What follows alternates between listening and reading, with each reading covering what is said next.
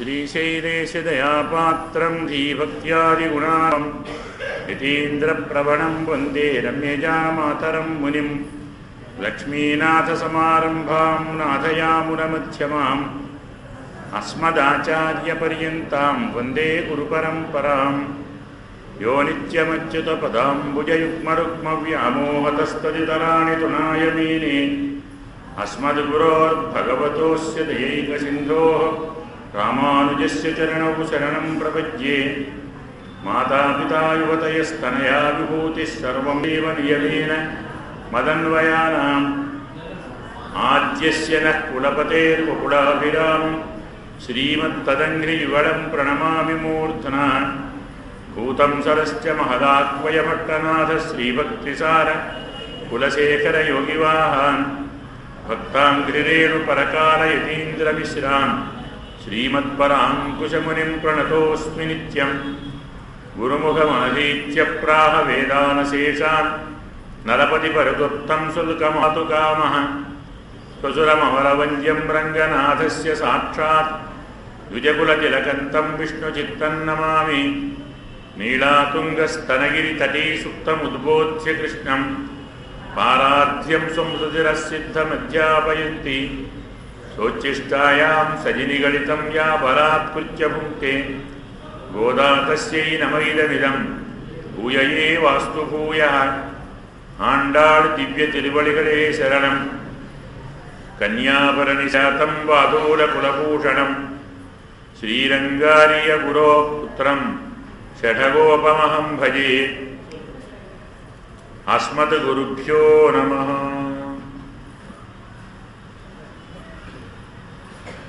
భగవత్ బంధువులారా, నిన్న ఆచార్య భవనానికి చేరుకున్నాం. నందగోపనుడయ కోయిల్ కాపాని అని చెప్పుకున్నాం. నందగోపుని భవన పాలకుడా, నందగోపుని భవన పాలకుడా అంటే అర్థము చెప్పుకున్నాం.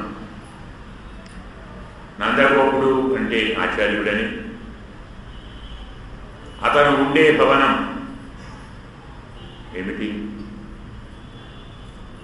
పరమాత్మ ఇల్లు, జీవాత్మ ఇల్లు రెండు ఒకటే.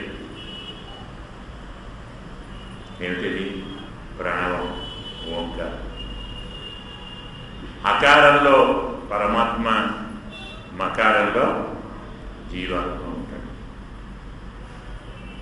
అందువల్ల ఇద్దరికీ భవనం ఒకటే, ప్రణవం. నందగోపుని భవన పాలక అంటే న్యాయంగా ఓంకారం. ఓంకారాన్ని కాపాడేవాడు, మంత్రాన్ని కాపాడే, మంత్రార్థాన్ని కాపాడేవాడు ఆచార్యుడైతే, ఆచార్యుడి భవనంగా ఉన్నటువంటి ప్రణవానికి రక్షకంగా చెప్పేటువంటిది మొదటిది అకారం. అదే మనకు ముందరికి వస్తే తరువాతి పదం నమః అనేటువంటిది తోరణం అని చెప్పుకున్నాం. ఆచార్య భవన పాలకుణ్ణి, ద్వారపాలకుణ్ణి ఇద్దరిని మేలుకొలిపి వారు తలుపు తీస్తే భవనం లోపలికి అడుగు పెడతారు. భవనం లోపల ఎలా ఉంది వాతావరణం అంటే, నందగోపాలుడు ద్వారానికి ముందర పడుకున్నాడు. వారి తర్వాత యశోదమ్మ పడుకున్నాడు. వారి తర్వాత కృష్ణ పరమాత్మ పడుకున్నాడు. వారి తర్వాత బలరాముడు పడుకున్నాడు. అక్కడ ఈ వరుస మనకు కనపడుతుంది. అదెందుకండి?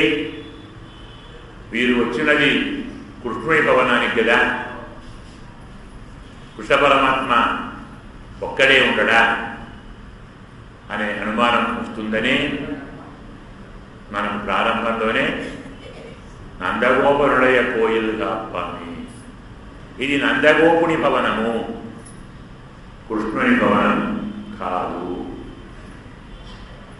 నందగోపుని భవనంలోనే అందరూ ఉన్నారు.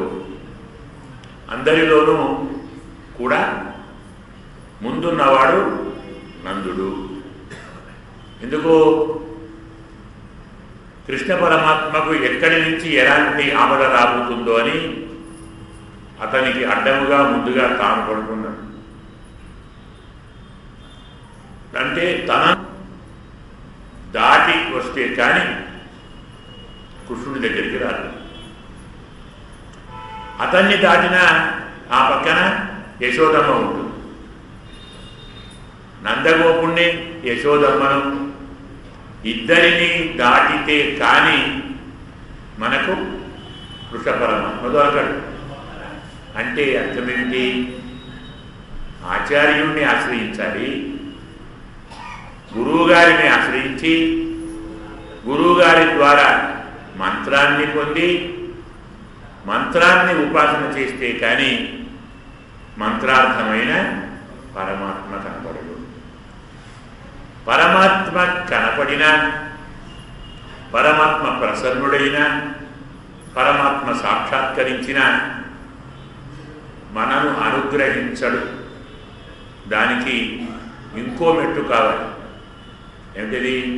భాగవతోత్తమం. భగవంతుని భక్తులను ఆరాధన చేసిన తరువాతే, భగవంతుని భక్తులు ప్రసన్నులైన తరువాతే వారి ద్వారానే పరమాత్మను పొందాలి. ఇలా ఆచార్యుడు, మంత్రము, పరమాత్మ, భాగవతోత్తముడు. ఈ వరుసలో మనం ఈరోజు నేర్చుకుంటాం. ఇందులో ఇంకొక చమత్కారం ఏమిటంటే, ఈరోజు పాసురం దాన వైభవాన్ని చెప్పేటువంటి పాసురం.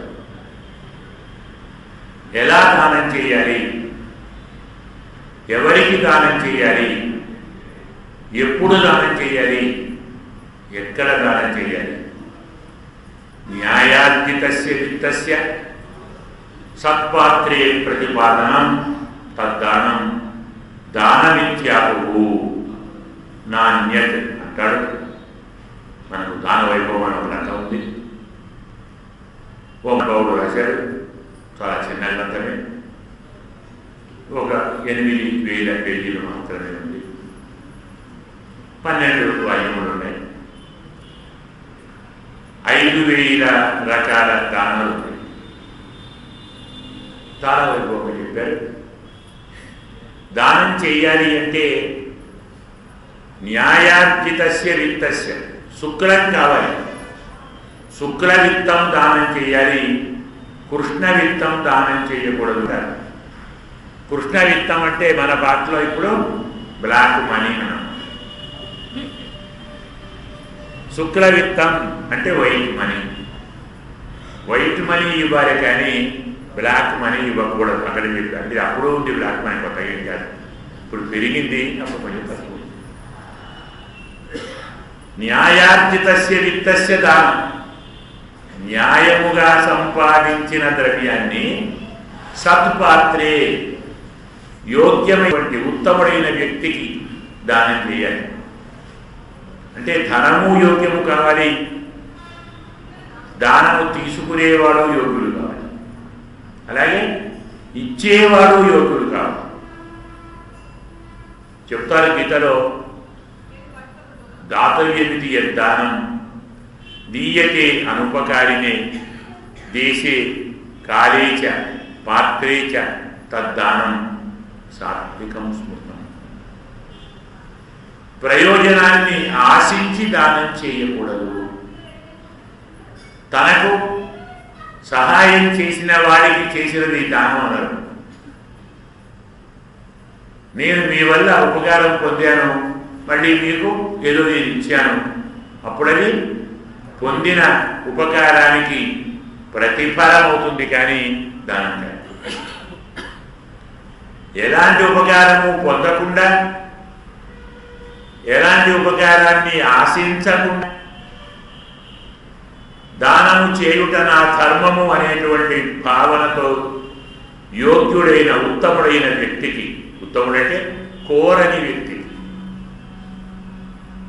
ఇవాళ రేపటి కాలంలో దానం ఇస్తానా, నేను రేపు వస్తాను అని వారే వచ్చి అడిగి మరీ పుచ్చుకుంటున్నారు. అలాంటి వారికి ఇవ్వకూడదు అని శాస్త్రం. 10 సార్లు పిలిచినా రాని వారికి ఇవ్వాలి, కోరకూడదు. పాత రోజుల్లో దానాన్ని ఇవ్వేవారు కాదు. అందుకే పాత రోజులు ఏం చేసేవారు, ఇంటికి వెళ్ళి వారిని ప్రార్థించి వారికి ఇచ్చేవారు. పిలిపించి ఇవ్వడం దానం అనిపించుకోదు. తన ఇంటికి వారు రాకూడదు, వారింటికి మనం వెళ్ళాలి. ఎవరికి దానం ఇవ్వాలో వారింటికి మనం వెళ్ళాలి, వారిని ప్రార్థించాలి, వారి ఆమోదాన్ని పొందాలి, అప్పుడు దానం చేయాలి. అలాంటి స్థితి కుదరనప్పుడు దేవాలయాలు, అక్కడ దేవాలయంలో చాలామంది వస్తారు, బ్రాహ్మణోత్తములు వస్తారు, పెద్దలు వస్తారు, అక్కడికి వెళ్ళి దేవాలయంలో పరమాత్మ ముందు దానం చేస్తే తిరస్కరించకూడదని శాస్త్రం. అది భగవానుడి ప్రసాదంగా స్వీకరించాలి. ఎక్కడ ఇస్తే వద్దనరు అంటే దేవాలయంలో ఇస్తే వద్దరు. అందుకే అక్కడికి పోయి ఇవ్వాలి. పరమాత్మ ముందు ఇవ్వాలి, పరమాత్మకే ఇచ్చామనుకొని ఇవ్వాలి. ఇవ్వటం వలన తీసుకున్నవాడు లాభాన్ని పొందాడన్న భావనతో ఇచ్చినది దానం కాదు. తీసుకునేవాడు లాభాన్ని పొందేది బిచ్చంతో. దానంతో ఇచ్చేవాడు లాభాన్ని పొందుతాడు. దాత ఎత్ర పరమవాప్నోతి తద్ది దానం ప్రశస్యతే అంటుంది మనం. ఇచ్చేవాడు ఫలాన్ని పొందేది దానం, తీసుకునేవాడు ఫలాన్ని పొందేది భిక్ష. గోదానము, భూదానము, విద్యాదానము, తిలదానము, సువర్ణదానము ఉన్నాయి కదా. ఈ దానాలన్నీ తీసుకున్న వాడి కోసం కాదు, తాను చేసుకున్న ఎన్నో రకాల పాపాలను తొలగించుకోవటానికి సద్బ్రాహ్మణుడిని పిలిచి దానం చేస్తాడు. సకల పాప నిబర్హణాయ దానం క్రియతే మయాద్యవై అని సంకల్పం. ఇదివరకు నేను చేసిన వారన్నీ తొలగించడానికి ఈ దానాన్ని మీకు ఇస్తున్నాను. అందులో గోదానం సర్వదానముల కంటే విశిష్టమైన దానం. ఎందువల్ల ఆ గోవుకు ఎన్ని రోమములు ఉన్నాయో ఆ లెక్కలో ఇచ్చిన వాడి పాపాలన్నీ పోతాయి. ఎక్కడికి పోతాయి? తీసుకున్నవాడికి పోతాయి. అందుకే పాత రోజుల్లో గోదానాన్ని చాలామంది తీసుకునేవారు కాదు, నో అనేవారు. మరి కేవలం ఆవునివ్వడం గోదానము కాదు. గోదానం ఇవ్వాలంటే ఆవు, దూడ, దాని మూపురాన్ని శక్తి ఉంటే బంగారంతో, లేకుంటే వెండితో, ఆభరణంతో కప్పాలి. కొమ్ములకు, గిట్టలకు బంగారు పడుగులు తొడగాలి. శరీరమంతా పట్టువస్త్రాలు, శాల్వలు కప్పాలి. దూడకు, ఆవుకు దానము తీసుకున్న కుటుంబానికి 1 సంవత్సరం సరిపోయేటువంటి గాసం ఆ పదార్థాలు ఇవ్వాలి. ఎందుకు? దానం తీసుకున్నవాడు 1 సంవత్సర కాలం ఇల్లు విడిచి బయటికి పోకూడదు. తనకు చెందిన పాపాలన్నీ తొలగించుకోవటానికి సంవత్సర కాలం వాడు మంత్రాన్ని జపం చేస్తూ ఇంట్లో కూర్చోవాలి. అది ఒక పూటే భోజనం చేస్తూ కూర్చోవాలి. ఇలా చాలా ఉన్నాయి. అయితే ఇంకా భౌతిక దాన విషయాలు వస్తాయి. ఇవాటి పాశురంలోని ప్రత్యేకత ఆచార్యుడు చేసేటువంటి దానం. గురువు గారికి మనమిచ్చేది ఎలాగో ఉంటుంది, మనకు గురువు గారు ఇచ్చే దానం చాలా ఉంటుంది. అంత గొప్ప ఉదారుడైనటువంటి గురువు గారిని వర్ణిస్తాం. మనం గురువు గారికి వస్త్రాలు ఇస్తాం, ఆభరణాలు ఇస్తాం, ధాన్యాలు ఇస్తాం, ధనం ఇస్తాం, రత్నాలు, బంగారం ఇస్తాం, ఓ రాజ్యం ఇస్తాం, ఓ దేశం ఇస్తాం, ఓ ప్రపంచం ఇస్తాం, ఓ బ్రహ్మాండం ఇస్తాం అనుకుందాం. మరి గురువుగారు ఏమి ఇస్తారు? భగవంతుడు ఇస్తారు. గురువుగారిచ్చిన దానికి ప్రతిగా మనం ఏమైనా ఇవ్వగలమా? చింతామణి లోకసుఖం సురద్రుహు స్వర్గ సంపదం ప్రయచ్చది గురు ప్రీత వైకుంఠం యోగి దుర్లభం. పద్మపురాణం చెప్తుంది. చింతామణి అనేది ఇహలోకంలో అన్ని సుఖాలను ప్రసాదిస్తుంది. కల్పవృక్షం స్వర్గలోక సుఖాలను ప్రసాదిస్తుంది. గురువుగారు దయ చూపితే, దయ తలిస్తే ఎవరికీ లభించని వైకుంఠాన్ని ఇస్తాడు. ఏది గొప్పదండి? మనమిచ్చే తుచ్చమైన, అశాశ్వతమైన, నశ్వరమైన, అల్పమైనటువంటి ఈ వస్తు సముదాయం గొప్పనా? వైకుంఠం. అందుకే గురువుగారిచ్చే దానికి సరితూగేది మనం ఎన్నడూ ఇవ్వలేము. అందుకే ఎప్పుడు గురువుగారికే శిష్యుడు బాకీ ఉంటాడు, శిష్యుడి గురువుగారు బాకీ ఉంటాడు. పరమాత్మని ఇస్తున్నాడు, పరమాత్మ లోకాన్ని ఇస్తున్నాడు, పరమపదాన్ని ఇస్తున్నాడు, పరమపదాన్ని పొందించే జ్ఞానాన్ని ఇస్తున్నాడు. అందుకే ధర్మశాస్త్రం ఎక్కడ గురువు గారు కనపడ్డా, ఎప్పుడు కనపడ్డా, ఎవరికి కనపడ్డా రిక్తహస్తేన నోపేయ, ఖాళీ చేతులతో గురువు గారి దగ్గరికి వెళ్ళకూడదు. పత్రం, పుష్పం, ఫలం, తోయం, దళం, ఓ మారేడు దళం, ఓ పండు, ఓ తమలపాకు, ఏవీ లేవు. చక్కని పాలు, పెరుగు, వెన్న, నెయ్యి అవి లేవు. చల్లటి నీళ్లు ఏదో ఇవ్వు. చేతగాదు కళ్ళు కడుగు, చేతగాదు నమస్కారం చెయ్యి.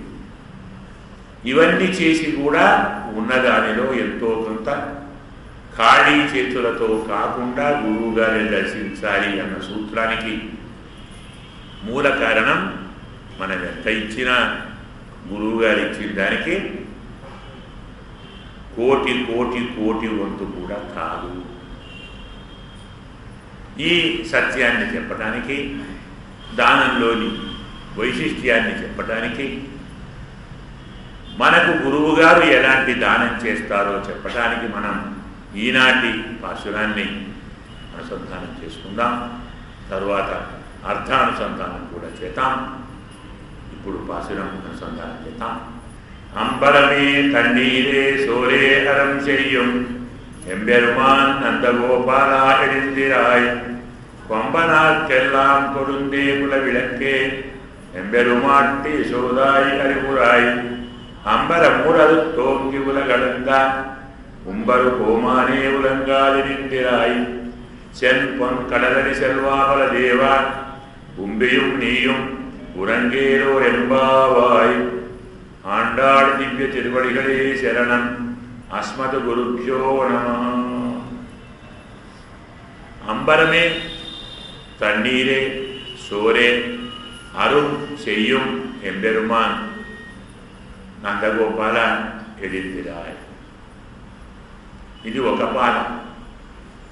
అంబరమే అంటే వస్త్రములనే, చోడీరే తన్నీరే జలమునే, సోరే అన్నమునే, అరం శయ్యం దానం చేసేటువంటి ఎంపెరుమాన్ మా స్వామి నందగోపాల ఎడిందిరాయ్ దేవయ్య.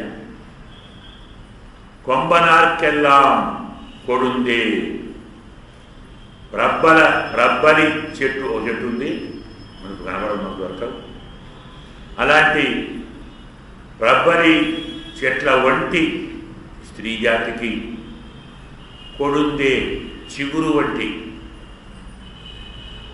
స్త్రీ జాతి కుల విడకే కులమును ప్రకాశింపచేసిన ఎంబెరుమాట్టి మా యమనురాల అశోదాయ్ అంటే యశోద హరివురాయ్ దేవమ్మ. అంబరము ఊడు అరుత్తు ఓంగి, ఆకాశం యొక్క పైకటాహం పగలగొట్టుకొని పైకి పోయి అంతగా ఓంగి పెరిగి ఉలగు అడంగా లోకాలను కొలిచిన కుంభరు కోమాని నిత్యసూరులకు అధినాయకుడు అయిన స్వామి ఉరంగాదు, మీరు నిద్ర పోరాదు, ఎడిందిరాయ్ దేవయ్య. సెన్ పొన్ కడల్ అడి ఎర్ర బంగారపు కంకణము ధరించిన పాదము కల సెల్వ, సంపద కల బలదేవ బలరామ, ఉంబియం నీయం, నీ తమ్ముడు నీ ఉరంగాదు, నిద్రపోరాదు, రండి లేవండి. ఏం చెప్పారు? వస్త్రమునే జలమునే అన్నమునే దానము చేస్తున్న మా ప్రభువైన నందగోపాల లేవయ్య. ప్రబ్బరి చెట్టు వంటి స్త్రీ జాతికి చిగురు వంటి యశోదమ్మ మా యమాంగాల లేవమ్మ. బ్రహ్మాండ కటాహాన్ని భేదించుకొని ఆ పైదాకా వెళ్ళేలా పెరిగి 3 లోకాలను కొలచిన మహానుభావ, నిత్యసూరులకు నిర్వాహకుడా మా స్వామి లేవయ్య. కాలుకు ఎర్రని బంగారపు కడియాన్ని ధరించిన సంపద గల బలరామ, నీ తమ్ముడు నీవు నిద్రపోరాదు, లేచిరండి. దీన్నే భావం అంట. ఇందులో మనకు మొదలు చెప్పిన మాట ఏమిటి? వస్త్రమునే జలమునే అన్నమునే దానము చేసే మా స్వామి. ఈ వస్త్రమునే జలమునే ఏమిటి అంటే ఎలా దానం చేయాలి కొద్దిగా చెప్పుకున్నాం. దానికంటే ఒకసారి మనం ఏ వస్తువు ఇస్తామో మళ్ళీ తీసుకునేవాడు అలాంటి వస్తువును మరొక చోట యాచించకూడదు. ఒకసారి దానము తీసుకున్నవాడు మళ్ళీ యాచనకు మరో చోటికి వెళ్ళకూడదు. శ్రియాదేయం, హ్రియాదేయం, ప్రియాదేయం, సంవిదాదేయం అని శాస్త్రం.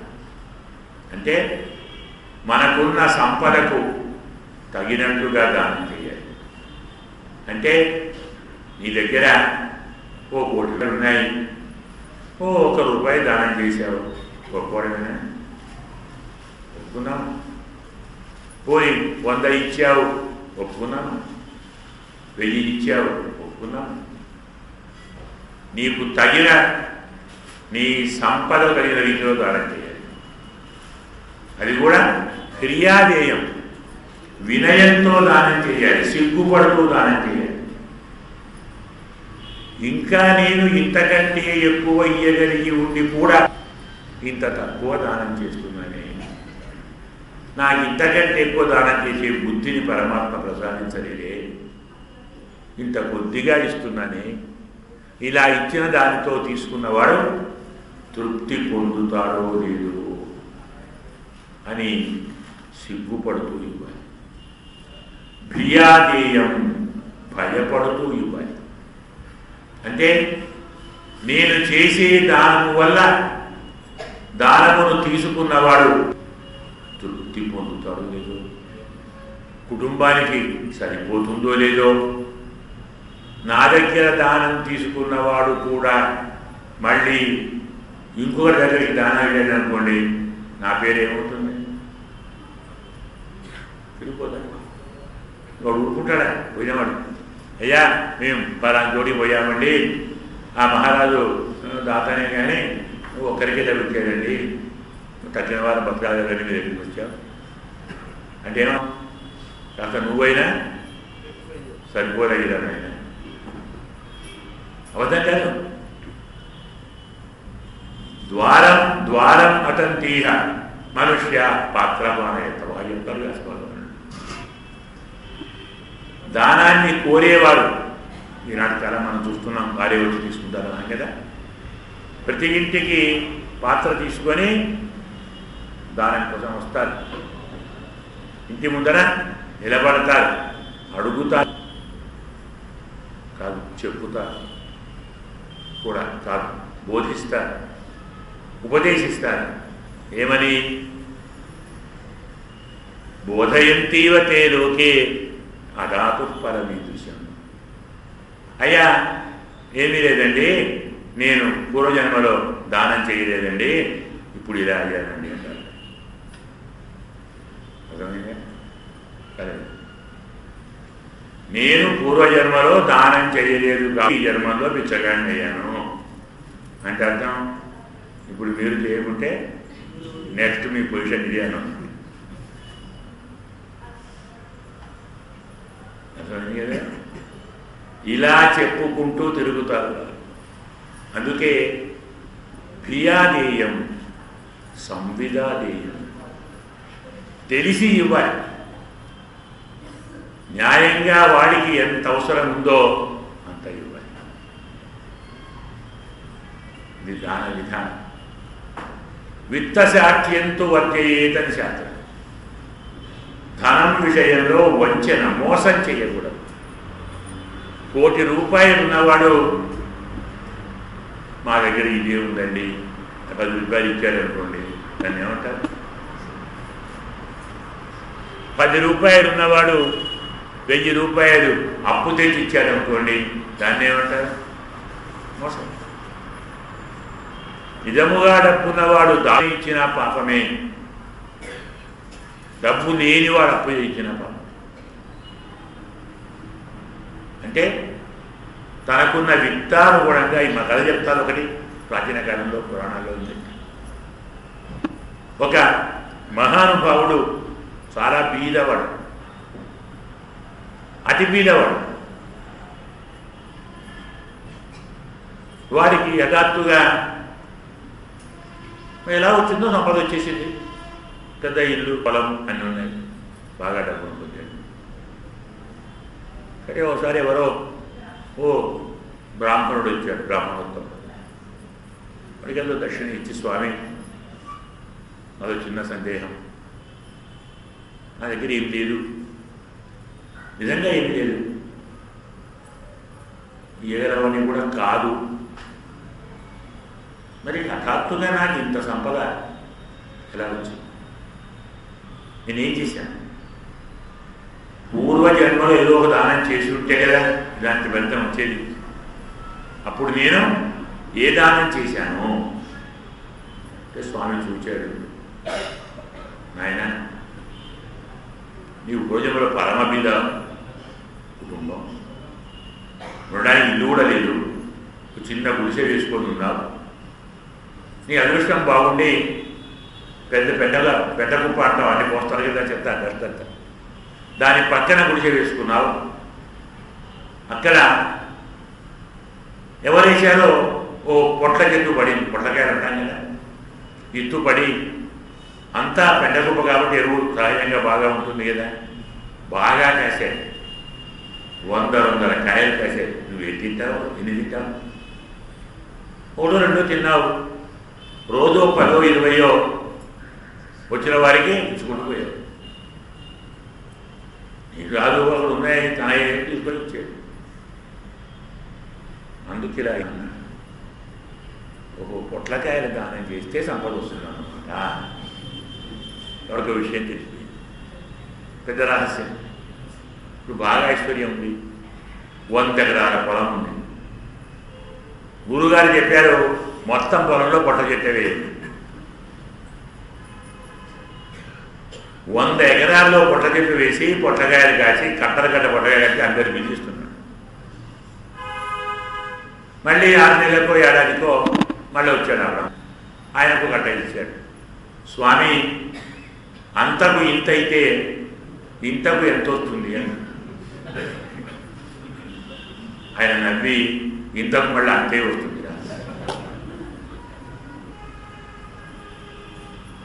అంటే నేను ఏమీ లేనప్పుడే పొట్లకాయలు ఇస్తేనే సంపద వస్తే, ఇప్పుడు అన్ని పొట్లకాయలు ఇస్తున్నానే సంపద వస్తుంది.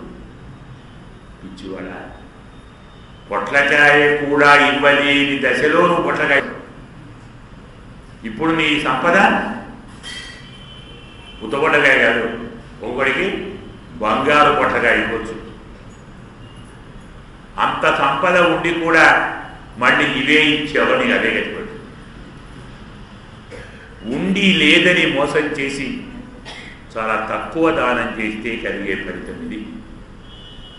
మనకు దానం చేయటానికి ఉదాహరణగా నలుణ్ణి చెప్తాడు మహానుభావుడు.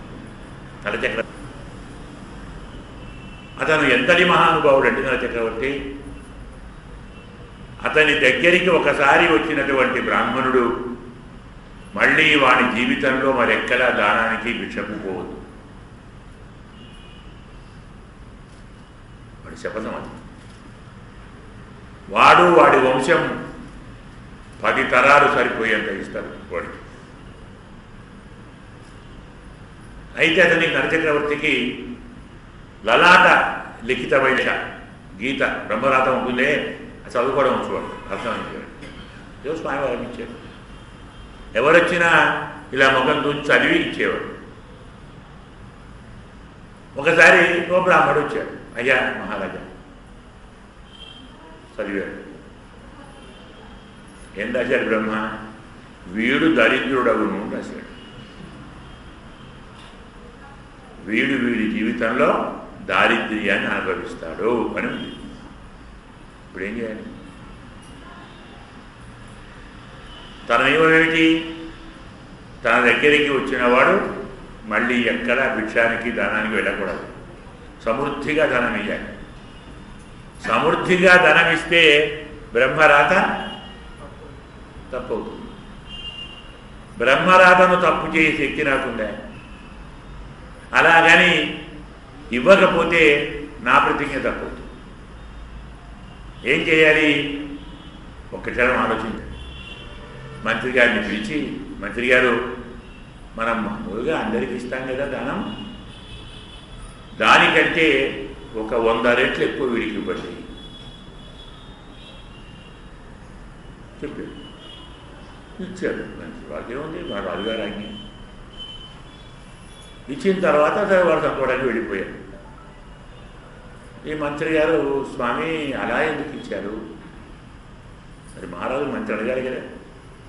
నాయన ఇలా రాసింది ఉండటం మీద వీడు పరమ దరిద్రుడవుతానని ఉంది, అందుకు ఇచ్చాను. బ్రహ్మరాత అబద్ధం చేయకూడదు కదా. అదేమిటి స్వామి, చేశారు కదా మీరు.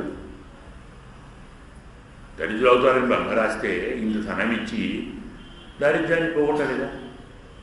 తప్పు చేయలేదా? చేయలేదు కాదు. కొంచెం ఆలోచించరా? చెప్పండి అయ్యా. దారిద్ర్యం అంటే ఏమిటిరా? లేకపో బ్రహ్మ ఏమీ లేకపోవడమో రాయలేదు, లేనివాడవుతాడు. దారిద్ర్యం లేనివాడు అవుతాడు. అది దారిద్ర్యం లేదు. లేనివాడు అవుతాడు.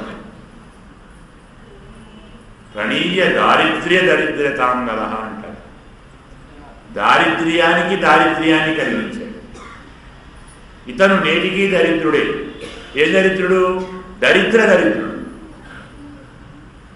లేనివాడండి. లేనివాడు కావాలి. ఏం లేనివాడైతే బ్రహ్మ చెప్పినది ధనము లేనివాడని కాదు కదా. లేనివాడు అవుతాడు. ఏమి లేనివాడు? దారిద్ర్యం లేనివాడు, ధనము లేనివాడు. అది దానం. ఈ దానానికి ఇంకో గాథ కూడా ఉంది మనకు భారతంలో. జాగ్రత్తగా వింటే, ఎందుకంటే ఈరోజు పాచనమంతా దానవైభవం, దానికి తోడు అర్థవైభవం.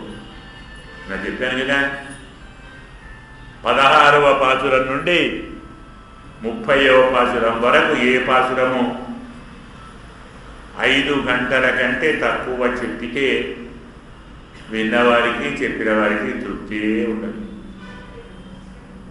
ఓ పెద్ద కుండ నిండి అమృతం పోసి ముందర పెడితే ఒక ఉద్ధరణి తాగినట్టు ఉంటుంది. రుచి చూస్తాం సార్. భారత గాథ ఏమిటంటే, దుర్యోధనుడు చిన్న ఎంక్వైరీ పెట్టాడు తన రాజ్యాన్ని. మంత్రులను పిలిచారు. ఏమయ్యా అయ్యా చెప్పండి, ఈ రాజ్యంలో అందరికి ఇచ్చేవాడు ఎవరు? అదేంటండి కర్ణుడు అండి. దానకర్ణుడు లేదు అంటే అవునండి. ఆయనకి ఎందుకు ఆ పేరు వచ్చిందిరా? ఎందుకేమిటండి దానం చేస్తారండి? దానం అంటే ఏమిటిరా? తన సొమ్ము ఇవ్వాలా, ఇంకొక సొమ్ము ఇవ్వాలా? తన సొమ్ము ఇవ్వాలి. మరి వాడికి ఇచ్చింది నా సొమ్ము కదా, నేను వాడికి దానం ఇచ్చాను కదా. నేను వాడికి అంగరాజ్యం దానం ఇచ్చానా? వాడు దానం అందరికి ఇస్తున్నాడు. నేను వాడికి అంగరాజ్యం ఇచ్చి ఉండకుంటే వాడు ఏమిస్తాడు? న్యాయంగా ఎవరిదే రాజ్యం? అదే కదా. నా సొమ్ము వాడు దానం చేస్తుంటే పేరెవరికి రావాలి? నాకా వాడికా? ఇదేమన్యాయం అయ్యా? అంతా లోకానికి ఎలా తెలుస్తుంది? ఇచ్చిన వాడిని దాత అంటాడు. ఇచ్చిన సొమ్ము ఎక్కడిదో వాడికెందుకు? ఇచ్చేవాడు పలానా కాదురా, అది తప్పు.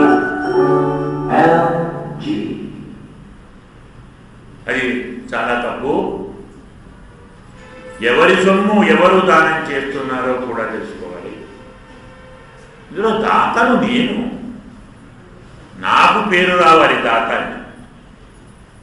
ఆయనకు రావడం ఏమిటి? అయ్యా మరి ఇంకేముంటారు? రేపటి నుంచి కర్ణుని ఇటువైపు పోయే దారి మూసేయాలి. అందరూ మా ఇంటి నుంచే పోవాలి. రాదు వన్వే. మనం వన్వే పెడతా సిటీలో ఉంది కదా, ఇవాళ దాకా ఉంటుంది, ఎప్పుడు వన్వే అంటారు. ఎందుకుంటారో మాకు తెలియదు.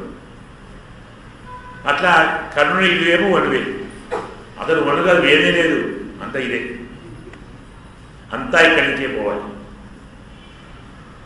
రమ్మను నాయన నేనే ఇస్తానంటే అయినా ఓడరా ఉండండి, తిరిగి అదే పోతున్నారు.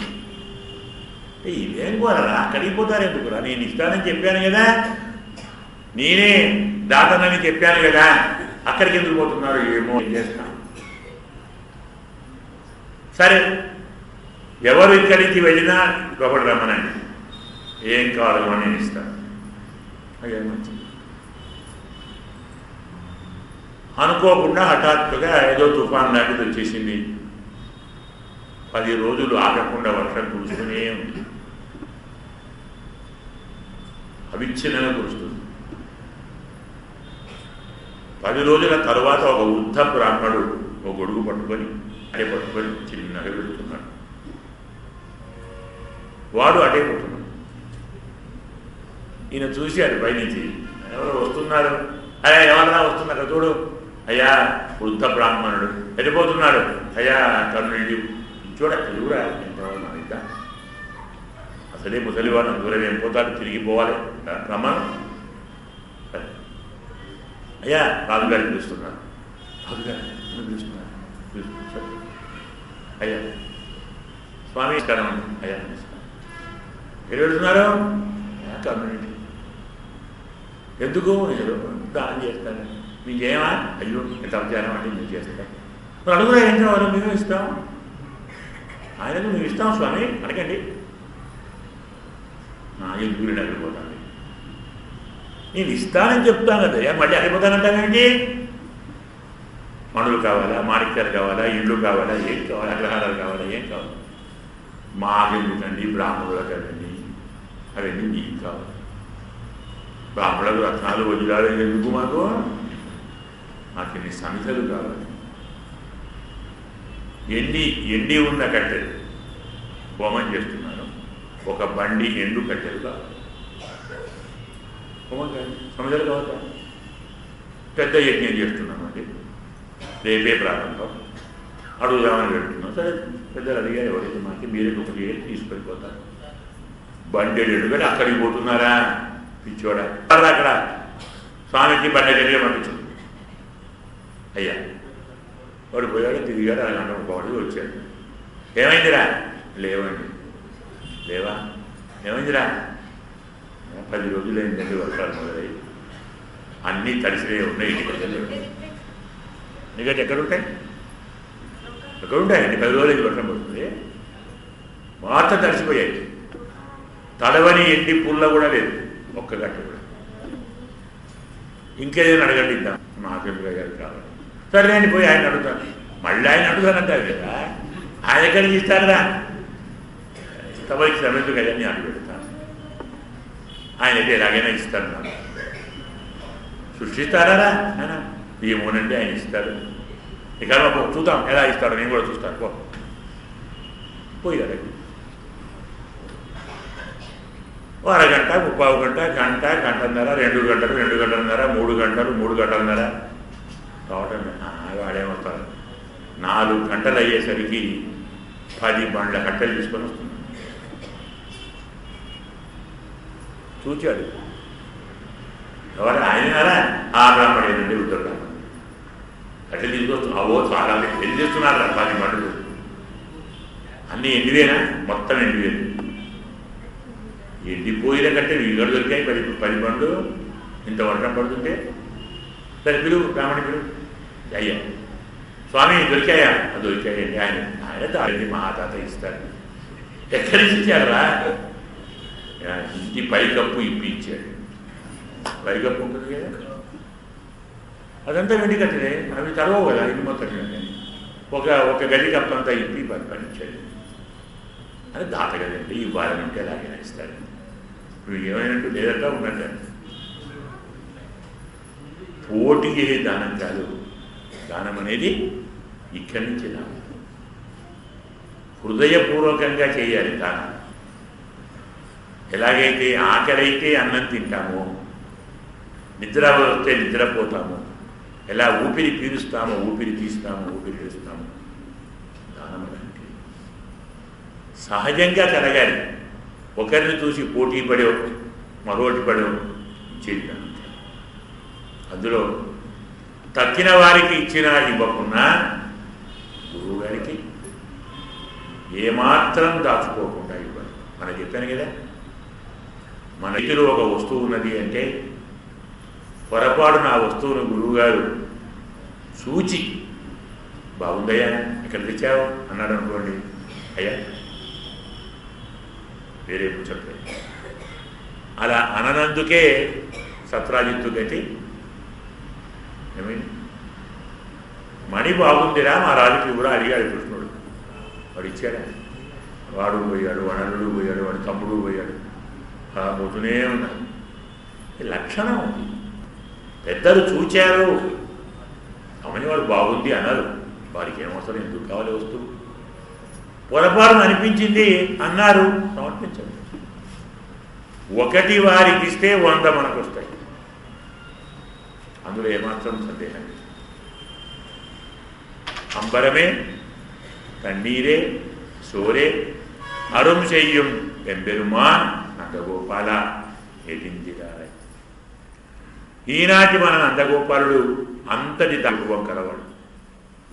వస్త్రాలే ఇచ్చేవాడు, జలమునే ఇచ్చేవాడు, అన్నమునే ఇచ్చేవాడు. అదేంటి ఇదేం మాట అంటే, ఆయన వస్త్రదానం చేస్తుంటే తమ దగ్గర ఉన్న వస్త్రాలు అయిపోయేదాకా దానం చేస్తూనే ఉంటాడు. దానానికి ఓ పేరుంది, ఇప్పుడు మర్చిపోయాం. కానీ మనం దానమే మర్చిపోయాం. నేను ఉంటే ఇలా జేబులో పెట్టి ఇలా చూపిస్తాం, అక్కడ పెట్టి దాతలన్నారు. దాన్ని అనుకుంటాను, నేను కాని వాడికి 100 రూపాయలు ఇచ్చానండి. ఏడు ఉన్నాయిరా, ఏదో 1 ఉన్నాయండి, అందులో 100 ఎంతరా? ఏమోనండి అంతే. గొప్పది ధూళి దానము అనేవారు 10 రోజుల్లో. అంటే ఒక గొంగట్లో గోధుమలో బియ్యమో ఏవో ఒక ధాన్యం పోసుకొని వచ్చేవారు. 10 బస్తాలు 20 పెట్టుకొని వచ్చేవారు. గ్రామం నడి ఒడ్డున అవి పెట్టి అందరినీ ఇచ్చేవారు. అందుదాకా ఇచ్చేవారు. అవన్నీ అయిపోయి ఆ గొంగడిని దులిపి దుమ్ము కూడా దులిపిపోయేవారు. అది ధూళి దానం. మళ్ళీ మిగిల్చుకొని పోవడం దానం కాదు. పెద్దలకు దానం ఇవ్వటానికి వచ్చావంటే మన దగ్గర ఎంత ఉందో దాన్ని ఇచ్చిపో. దాచుకున్నావు అనుకో, అది ఎగిరి, అది నీ వస్తువు కదా, ఆయన వస్తువు. అలా ఇచ్చేవాడు. వస్త్రాలు ఇవ్వడం మొదలు పెడితే వస్త్రాలు అయిపోయేదాన్ని ఇచ్చేవాడు. నీరు అయిపోయేదాన్ని పోస్తూనే ఉండేవాడు. చూచేవారు ఈయన వస్త్రాలు తప్ప అదేమి ఇవ్వడా అనుకునేలా ఇచ్చేవాడు. జడ్దానం ఇంకో దానం ఏమి ఇవ్వడా, అన్నడం మరే అన్నం పెట్టడా, ఇలా అడిగేవాడు. ధర్మరాజు రాజసూయం చేస్తే మహానుభావుడు పైన ఎక్కడో కూర్చుంటే, అహో తృప్తాస్మ రాజేంద్ర, అబ్బా ఎంత బాగా భోజనం పెట్టావయ్యా, తృప్తి పొందామయ్యా అనుకునేవాడట బ్రాహ్మణోత్తముడు. తక్కిన వారికంటే బ్రాహ్మణుడికి భోజనం పెట్టడం విశేషం. ఎందుకు? బ్రాహ్మణ భోజన ప్రియ. నువ్వు వాడికి 1,00,00,000 రూపాయలు ఇచ్చినా అన్నం పెట్టలేదనుకో, ఎందుకండి ఆ డబ్బు ఏం చేసుకోవాలి, కొంత ముద్దు అన్నం కూడా పెట్టలేదు, ఆమె తాత ఎంత చేస్తే ఏమండి భోజనం పెట్టకుంటే. బ్రాహ్మణుడికి భోజనం పెట్టకుండా నువ్వు 10 కోట్లు ఇవ్వు, సంతోషించడు. ఏమోనండి పెద్దగా ఉన్నారా, ఇప్పుడు అన్నం పెట్టలేదండి ఏం తాత, 1,00,00,000 రూపాయలు తీసుకుపోతాడు. ఉత్తకాలు వడినడు కాదు,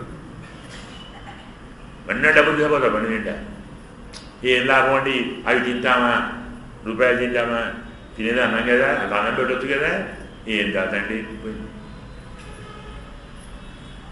ఏమి ఇవ్వకుండా సంరక్షణంగా భోజనం పెట్టాం. ఒక వాడు మహాదాత అండి, తృప్తిగా భోజనం పెట్టాడు. ఉంటే అందులో బ్రాహ్మణుడికి భోజనం పెడితే ఒక కూర, ఒక తొక్కు, ఒక పచ్చడి పెడితే ఏమన్నా ఉండేది. ఎలా పెట్టాలి? 4 కూరగాయలు చేయాలి, 4 రకాల పప్పులు చేయాలి, మొత్తం 32 రకాలు ఉండాలి. 4 రకాల పప్పులు, 4 రకాల కూరలు, 4 రకాల చట్నీలు, 4 రకాల పులుసులు చేయాలి, మజ్జిగను 8 రకాలు చేయాలి. శాస్త్రం ఉంది మనకు. అలా చేసి భోజనం పెడితే వాడు హాయిగా, ఇప్పుడు కాదనుకోండి, ఇప్పుడు మనం వాడు ఒక రోజు పెట్టి తింటాం, 4 మంది అనుకుంటాం. పాత రోజుల్లో భోజనం అంటే ఎవరికైనా పెద్దల జ్ఞాపకం ఉండొచ్చు, ఇంత ఒక 1/2 లీటర్ నెయ్యి గొప్ప చేసేవాడు, దాని నిండా నెయ్యి పోసి ఇస్త్రముద్ర పెట్టేవాడు. వడలు, పూర్ణాలు, భక్ష్యాలు పెడితే అందులో ముంచుకొని తినాలి. అలాంటి దొప్పలు 4 తాగాలి నెయ్యి. మనం ఇప్పుడు 4 చుక్కలు తాగాం, 4 దొప్పలే ఉంటాయి. అబ్బో నెయ్యి తింటే ఏంటి, ఫ్లాట్ అయినా అంటారు కదా, ఏదో అంటారు నెయ్యి తింటే. అబ్బో నెయ్యి వద్దు, నూనె వద్దు, పప్పు వద్దు, మరి ఇంకేం తింటాడు వాడు, ఏమొద్దు, తినకుండా బాబు. అలా నెయ్యితో అలా పోసుకొని నెయ్యి తిని అలా భోజనం చేస్తే హాయిగా తృప్తికోసమే, అంటే వీడికి ఆనందం, వాడికి ఆనందం. ఈ అన్నమే పరమాత్మ తింటాడు. బ్రాహ్మణుల నాలుక మీద కూర్చొని పరమాత్మ భోజనం చేస్తాడు. విప్రాణం జిహ్వయా అగ్ని అన్నం నాహం కదాచన అన్యేషు గృహమేతీయ గృహేషు. ఇతరుల ఇంట్లో కాదు, ఇతరుల ఒంట్లో కాదు, బ్రాహ్మణుల నాలుక మీద కూర్చొని భోజనం చేస్తాం. అస్తినామి ప్రయతాత్మన అంటాడు ఇతరులు. అలా అన్నం పెట్టేవాడు, అలా నీరు పోసేవాడు, అలా వస్త్రం ఇచ్చేవాడు. ఇలాంటి నందగోపాల బాగానే చెప్తున్నారండి, కానీ ఎక్కడ కథల్లో లేదే అది. నందుడు దానం చేసినట్టు కథలున్నాయా? ఎవరికైనా అన్నదానం చేశాడా, వస్త్రదానం చేశాడా, జలదానం చేశాడా? అక్కడ లేవే. అదేంటండి, మీరే విన్నారు కదా, కృష్ణుడు పుట్టినప్పుడు 2 కోట్ల ఆవులు ఇచ్చాడని. అందరు ఇస్తారు కొడుకు పుడితే, నువ్వు వాడేంటి, ఇదో గొప్ప. కొడుకు పుట్టినప్పుడు, బిడ్డ పెళ్ళప్పుడు దానం చేయడం గొప్ప అండి, అందరూ చేస్తారు. దానం అంటే ఏంటంటారు, రోజూ ఇవ్వాలి, అడిగినా ఇవ్వాలి, అనుకున్నా ఇవ్వాలి. అలా ఇచ్చినట్టు లేదే నందుడు. అండాడమ్మ కల్పించి చెప్పినదా ఈ మాట? తప్పునైనా అలా చెప్పదు. వారికి ఇవన్నీ ఏం తెలుసు, నందుడి సంగతి ఏం తెలుసు వారికి? కృష్ణుడి సంగతి తెలుసు. ద్రౌపది నిండు సభలో గోవింద పుండరీకాక్ష లక్షమాం శరణాగతాం అని ఎలుగెత్తి పిలిస్తే ఏమిచ్చాడు కృష్ణుడు? వస్త్రం ఇచ్చాడా లేదా? ఇచ్చాడు కదా. అలాగే రాజసూయ యాగంలో ధర్మరాజు చేస్తూ ఉంటే 4 లక్షల మంది బ్రాహ్మణులు వచ్చారు. ఇద్దరికి వస్త్రాలు ఇవ్వాలి. ఎన్ని కావాలి? అక్కడికి ఒక తెప్పించాడు బాగా. అయితే రాజసూయ యాగంలో దానం చేసే డ్యూటీ దుర్యోధనుడికి ఇచ్చాడు, తీసుకునే డ్యూటీ కర్ణుడికి ఇచ్చాడు. కారకలు తీసుకోవాలి కదా, అది కర్ణుడు. దానం ఇవ్వడం దుర్యోధనుడు. వచ్చిన బ్రాహ్మణోత్తములకు స్వాగతం చెప్పేది అర్జునుడు. వచ్చిన బ్రాహ్మణోత్తముల కాళ్ళు కడిగే డ్యూటీ తాను తీసుకున్నాడు. తాను కూర్చొని ఎవరు వస్తే వారికి ఆడపెట్టాలి, తీర్థం జరుగుతున్నాయా పెంచి దుర్యోధనుడు దానం చేయాలి. అంటే అర్జునుడికి ఒళ్ళు మండి బాగా ఏమిటిది, వాడికి వీడి దానం చేయమని. వాడు అసలే ఇక్కడ మన మీద ఉన్నాడు, ఏమి ఇస్తారో ఏమి ఎలా ఈ చెడ్డ పేరు తేడా. చెడ్డ పేరు తేవాలి వాడు, పేరు తేవాలా? చెడ్డ పేరు ఎప్పుడు వస్తుందిరా? ఇవ్వకుంటేనా ఇస్తేనా? ఇస్తే వస్తుందా? అవును, 100 మందికి కావాలి లేవంటే ఏమొస్తుంది? ఇంతమంది ఉన్నారండి, రండి మీకు ఇచ్చాం 100 మందికి ఇచ్చాం, అతనికి 100 మంది ఉన్నారు, అయిపోయినాయి రేపు రండి అంటే ఏమవుతుంది పరిస్థితి? దుర్యోధనుడు ధర్మరాజుకు చెడ్డ పేరు తేవాలి రెడీగా ఉంటాడు. అందుకే 1కి 100 ఇస్తుంటాడు. 100 అయిపోవాలి. అయిపోతే రేమయ్యా అయిపోయినాయి ఆయన ఏ ధర్మరాజు నన్ను ఏమంటావు? అయ్యో ఇంతేనా ధర్మరాజు అని అందరు వీడి తృప్తి. బాగా దోచిపెడతాడు, రాజుకు మంచి పేరు వస్తుంది. ఇవన్నీ నీ పుణ్యం బంగారంగాను, రాజుకు పుణ్యం ఏమిటి? అన్నీ అయిపోతే తాగుదనం లేకుంటే నేను లేనారా, నీకెందుకు బాధ? నేనున్నాను కదా, నేను చూసుకుంటాను. అంటే 3 లక్షల మందికి ఇచ్చే వరకు వస్తారైపోయాడు. ఒక్కొక్కరికి 4 వస్తారు, న్యాయంగా 2 ఇవ్వాలి. ధర్మరాజు 4 ఇవ్వమన్నాడు. అందరూ ఇవ్వండి, కట్టుకుంటారు. బ్రాహ్మణుల సంతోనే మన సంతోషం, ఇవ్వండి. వాడు 4తో వీడు 8 ఇచ్చాడు. ఒక్కొక్కడికి పోనీ అయిపోతే లేవందాం కానీ అంటే ఇస్తుంటే వస్తున్నాయి. చమత్కారం ఏమిటంటే ఒక రహస్యం ఉంది. అందుకు చదవదాలని దుర్యోధనుడి చేతిలో అక్షయ రేఖ ఉంది. వాడు 1 ముట్టుకుంటే 10 అవుతుంది. ఇలా ముట్టుకుంటే 1000 ఉంటే 2000 అవుతాయి. అటువంటి అన్నట్లయితే ఇస్తుంటే అక్కడ వస్తూనే ఉన్నాయి. అవి కూడా అయిపోయి స్థితికి వచ్చి ఇంకా 1000 ఉన్నాయి, 2000 అవుతాయి. కానీ అక్కడ 1,00,000 మంది ఉన్నారు. స్వామి పరువు పోయేటట్టుంది, నేనున్నాను కదరా. ఈయన వచ్చి కృష్ణుడు, ఏం బావా బాగా దానం చేస్తున్నారా, ఎలాలకు బాగా ఇవ్వు, సంకోచించకు. అయ్యో బాగా ఇస్తున్నాను అట్లా కాదు, లేవనుకోవు, వస్తాయి ఇవ్వు, బాగా ఇవ్వు, అయిపోయేదాకా ఇవ్వు అంటే బాగా అయిపోతే ఆయన తెచ్చుతారు. ధర్మరాజు డ్యూటీ ఎవరిది? యజ్ఞం ఎవరిది? ధర్మరాజుది. ఆయన తెచ్చియాలి కదా, ఇవ్వకుండా తప్పెవరిది? అందరినీ పిలిచాడు కదా, తప్పు చేస్తారా? తప్పు చేస్తే అప్రతిష్ట వస్తుంది. ఇవ్వు బాగా ఇవ్వు ఎప్పుడు పెట్టిపోయాడు. వాడు ఇంకా ఇస్తున్నాడు. ఈయన పోతూ చెయ్యి పెట్టి వెళ్ళిపోయాడు. ఇలా హస్తం పెట్టి వెళ్ళిపోయాడు. ఇక అవి ఎప్పుడైపోవాలి? 16 ఇచ్చినా పోతే కదా. ఇలా బ్రాహ్మణులకు వస్త్రాలు ఇచ్చాడు. అక్కడ అన్నము పెట్టాడు. అన్నం ఎవరికి పెట్టాడు? ద్రౌపదికి వస్త్రాలు ఇచ్చాడు కదా, ఇక్కడ బ్రాహ్మణులకు వస్త్రాలు ఇచ్చాడు. ఇది కాక దుర్వాసుడు ఒకసారి కథ మీద తెలుసు అనుకుంటాను. దుర్యోధనుడు కబురు చేస్తే పంపితే ధర్మరాజు గారు వనంలో అరణ్యంలో ఉన్నప్పుడు 12,000 మంది శిష్యులతో వచ్చారు. అది అర్ధరాత్రి అయ్యే ముందు అయిపోయింది. అర్ధరాత్రి పాపం అప్పుడే ద్రౌపది భోజనం చేసి అన్నీ కడిగి శుభ్రంగా తుడిచి, అక్షయ పాత్ర ఉంది కదా, తుడిచి బోర్లు ఇచ్చి ఉచ్చుకుతుంది. అప్పుడు వచ్చాడు.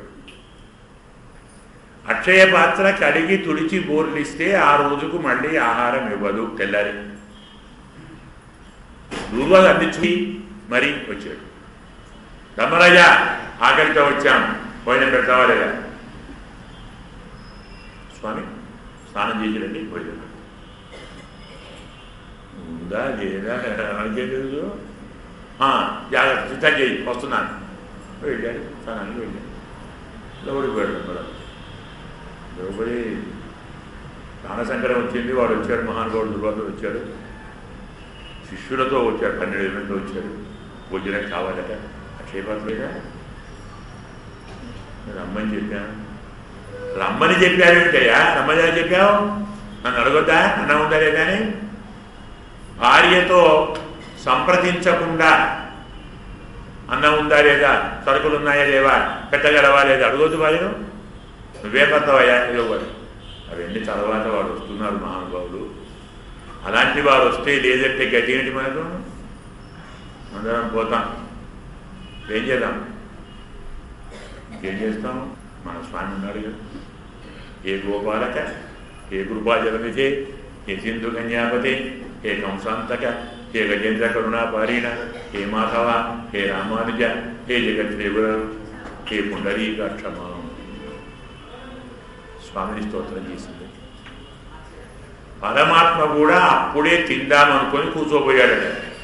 పిలవగానే వచ్చాడు. అయ్యో ద్రౌపది, తినబోతే పిలిచావు, అంత అన్నం ఉందా, ఆకలి అవుతుందా? ఏం చేయాలి? అన్నగారు ఇప్పుడు కూడా నవ్వులా పరిహాసం వేయడం, మీకు కాణరంగంలో ఉన్నాను నేను. ఈ ప్రాబ్లం వచ్చే పిలిచాము స్వామి. ఏమీ కాదు, భయపడకండి, ఉన్నాను కదా.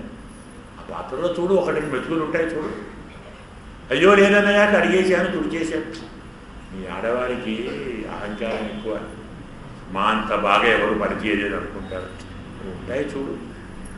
ఉండవా? ఉంటాయంటే స్వామి ఉంటాయంటే ఉండవా? 2 పోయి ఉంటాయి కావాలి. అవును అన్నయ్య 2 ఉన్నాయి, నీకు చెప్పానా, మీ దగ్గర అడగలేదని నువ్వు ఆ 2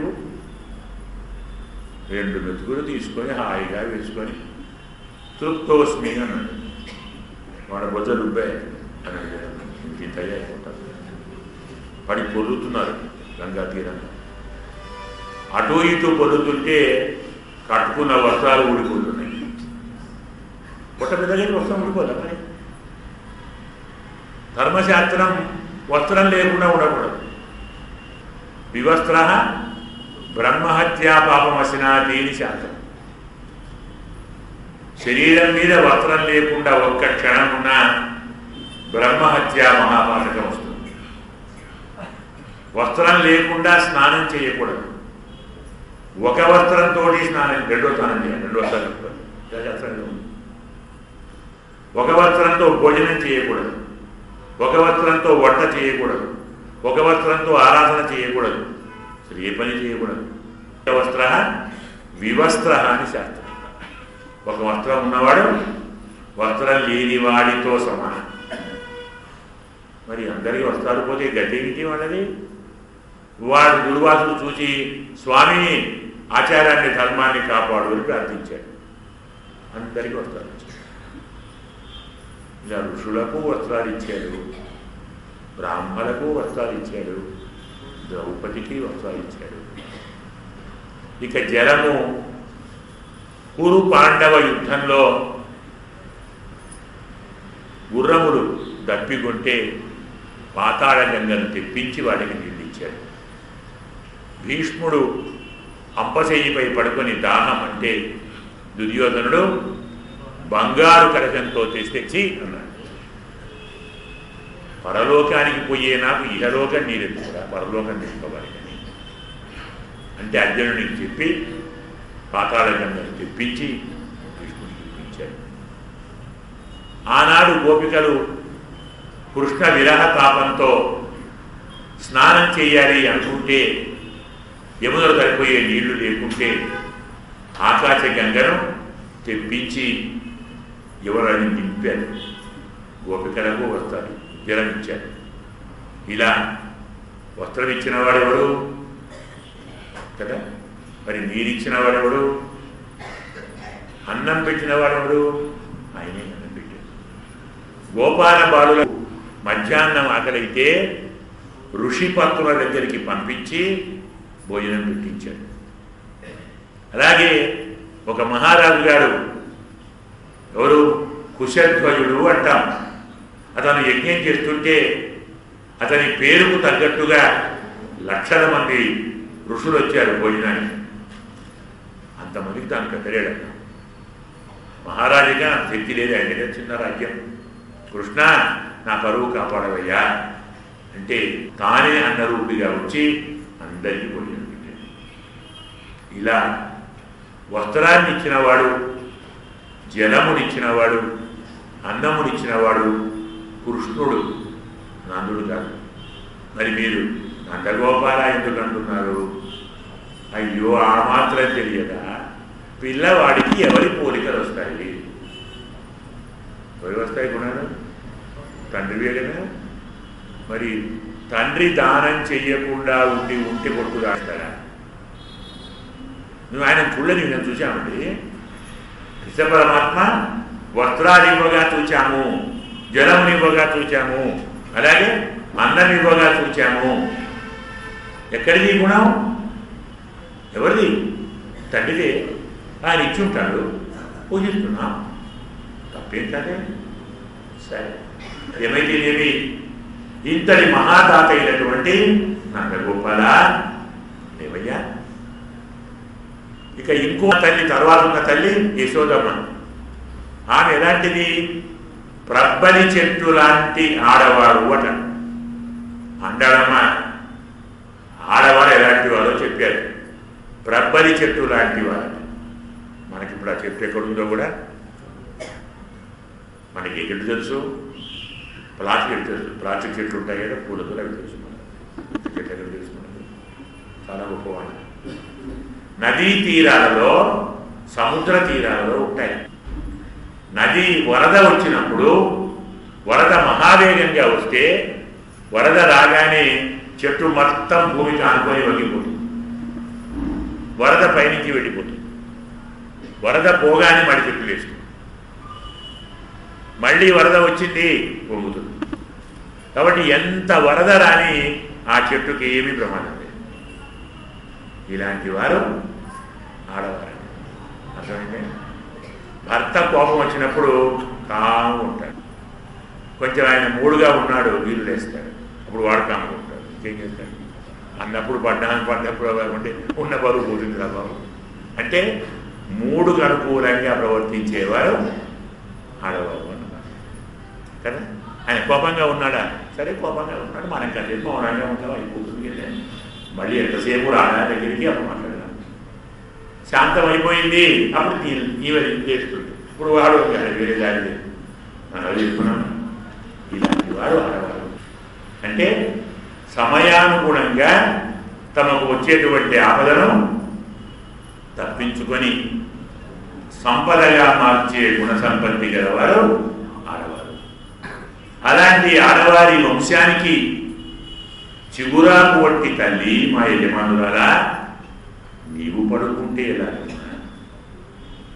మగవారు పడుకుంటే మాట దక్కుతుందేమో, కానీ అందరికీ అన్నీ ఇప్పించేవారు, పెట్టేవారు ఎవరు? ఆడవారే కదా. నిద్రపోవచ్చు త్వరగా లేతండి. ఆమెను లేపారు. పక్కన ఉన్నాడు కృష్ణుడు. ఓహో, ఆయన లేపాలి కదా. సరే, ఎందుకు వచ్చారు నాకు తెలుసు, ఆయన లేపండి. అంబరమూడలు తోగి ఉలగు అడంద కుంబరు కోమానే ఉరంగాలు ఊగిడించినారు. ఆకాశం సరిహద్దుల దాకా వెళ్ళి బ్రహ్మాండ కటాహాన్ని పీడించుకొని ఆపైకి వెళ్ళి పాదాన్ని పెంచి అన్ని లోకాలను కొలిచినటువంటి నిత్యసూరులకు నాయకుడా. ఎవరే? పరమాత్మ నిత్యసూరి నిర్వాహకుడు. వామనావతారంలో వచ్చి బలిచక్రవర్తి దానజలాన్ని తీసుకొని త్రివిక్రముడిగా పెరిగాడు. అలా పెరిగినప్పుడు పాదాన్ని అలా పైకి దాచాడు. ఎక్కడ దాకా పోయింది అది? బ్రహ్మాండ అవతలికి పోయింది, బ్రహ్మలోకం దాకా పోయింది. ఆ బ్రహ్మే కమల నీళ్ళు పోయాడు పాదం మీద. మనం దాన్ని బ్రహ్మ కడిగిన పాదము అంటున్నాం. ఇలా అక్కడి దాకా పాదాన్ని ప్రసరింపజేసి అడిగిన వారికి అడగని వారికి అందరికీ మీ పాద ధూళి ప్రసాదించి అందరి పాపాలను క్షమింపజేసి అందరినీ పవిత్రులం చేసి దయ చూపిన మహానుభావ నిత్య సూడి నిర్వాహక అంటాడమ్మ తిరుప్పావులో వామనావతారాన్ని 3 సార్లు. మనం మొదలు చెప్పుకున్న 3వ పాసురంలో ఓంగి ఉలగు అడంద ఉత్తమం పేర్పాడి, ఇప్పుడు రెండోసారి అంబరమే తన్నీరు అనే పాసురం చెప్పుకుంటాం.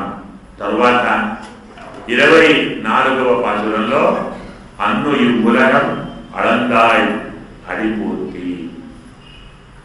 అన్ని అవతారాల కంటే వామన అవతారాన్ని ఆండాళమ్మ ఎక్కువ సార్లు స్మరించారు. దానికి కారణం ఏమిటి అని ప్రశ్న వస్తే కృష్ణావతారం వంటి వాత్సల్యం ఉన్న అవతారం మళ్ళీ వామన అవతారం. ఎవ్వరూ అడగకున్నా ఎవ్వరూ కోరకున్నా అందరి శిరస్సున తమ పాదధూళి సమర్పించి అందరినీ పావనం చేసిన పరమ వాత్సల్యమూర్తి వామనమూర్తి. అందుకే వాత్సల్యంలో కృష్ణావతారాన్ని కోరిన అవతారం అని వామన స్వామిని స్తోత్రం చేశారు. అలాంటి వామన, నువ్వు అందరికీ అందించేవాడవు, మరి మాకు కావలసింది మాకు ఇవ్వవా? అలాంటి వారికే ఇస్తావా?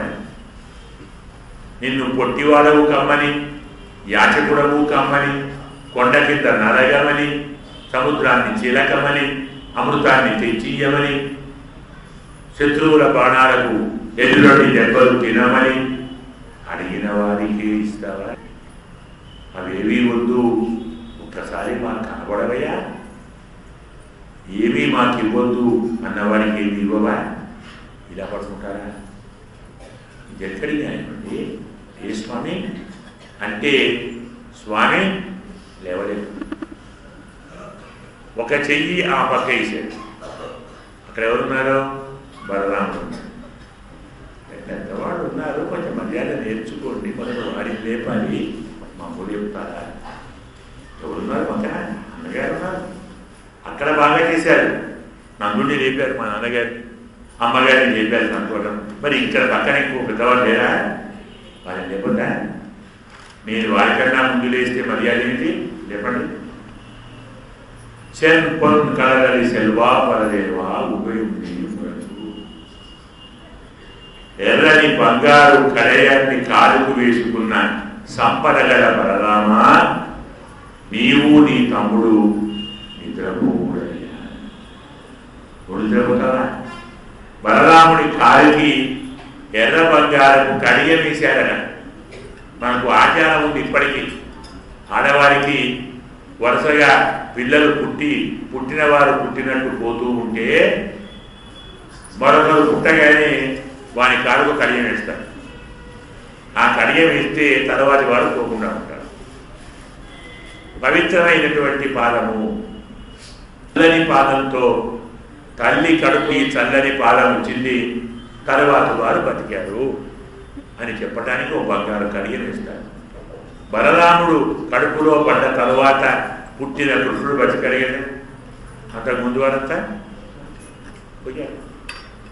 అంత మంచి పాదం అనే భావంతో నీ పాదానికి బంగారు కడియం వేశారు. బంగారు కడియం వేయించుకున్నది పడుకోవడానికే. పెద్దవాడు కదా, నీ చిన్నపిల్లరా కదా, మరి నీ పెద్దరికంతో మాకు కావలసిన నీ తమ్ముడిని, మా కృష్ణుణ్ణి మాకు ఇవ్వద్దు, నీవే లేపి ఆయన్నో మాకివ్వు. అయినా పడక మీద పడుకునేవాడు నిద్రపోవాలి కానీ పక్క నిద్రపోతుందని ఎక్కడన్నా లోకంలో బెడ్ నిద్రపోతుంది. బలరాముడు ఎవరు? ఆశ్లేషుడు గారు. అంటే స్వామికి ఏమవుతారు? చెయ్య పరుపు. లోకంలో ఎక్కడైనా పరుపు నిద్రపోతుందా? మరి నిద్రంటే నిద్రపోయేవాడిని లేపారే కానీ పరుపు నిద్రపోతే గతి ఏమిటి? మనకు పరుపు నిద్రపోకుండా ఉన్నాయి. వేరు మాంసల వేరు కాదు. ఈ రీతిలో నంద గోపాలుణ్ణి, యశోదమ్మను, కృష్ణ పరమాత్మను బలరాముని చెప్పారు. అంటే వరుస ఎలా ఉంది? మొదలు నందగోపాలుడు, తరువాత యశోదమ్మ, తరువాత కృష్ణుడు, తరువాత బలరాముడు. ఇదేం వరుస? ఇలా ఎందుకు పడుకున్నారు? మొదలు కృష్ణుడు పడుకోవద్దా? పడుకోవద్దు. ఎందుకు? మొదలే కృష్ణుడు పడుకుంటే అతనికి హాని కలిగించాలని వచ్చిన వారందరికీ మొదలు వాడే దొరుకుతాడు. అడ్డముగా నందుడుంటే నందుడిని దాటి రావాలి. నందుడిని దాటి ఇంకొకటి రాగలడా? ఉండడమే. కృష్ణ పరమాత్మకు ఎలాంటి ఆపద రాకుండా అన్ని రకాల రక్షించాలనే ఉద్దేశ్యంతో స్వామి ఉన్నాడు. ఇక భార్య డ్యూటీ ఏమిటి? ఎలా ఉండాలి భార్య? ఒక పక్క భర్తను, మరో పక్క పుత్రుడిని తాను మధ్యన పడుకోవాలి. భర్తను ఆనందింపజేయాలి, పుత్రుడిని లాలింపజేయాలి.